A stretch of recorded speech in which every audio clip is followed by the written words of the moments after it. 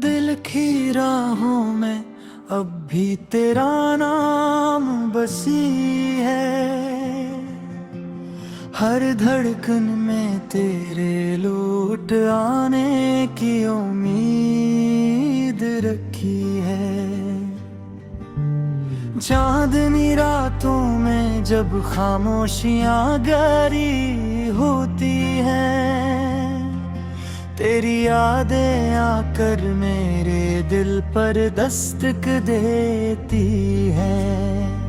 तो चला गया तो मेरे अंदर कोई रोशनी ना रही, खुशबुओं में भी अब तेरी सी खुशी ना रही।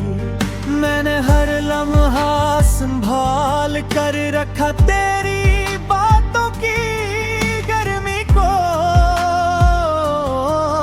मगर वक्त की सर्द हवा ने सब यादों को जमा दिया। काश तो एक बार पलट कर मेरा नाम ले लेता, मेरी टूटी हुई आवाज को फिर से जान दे देता।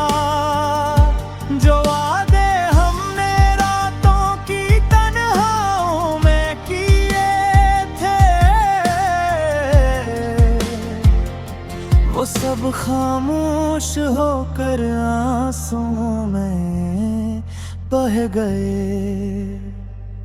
मैं आज भी तेरे रास्ते में जलती शम्मा की तरह खड़ा हूँ, हवा से बुझाने की हर कोशिश करती है मगर मैं डटा हूँ। शायद किसी दिन तो आकर मेरे जख्म को देखे और समझे कि दिल की टूटन भी इंसान को कैसे बदल देती है।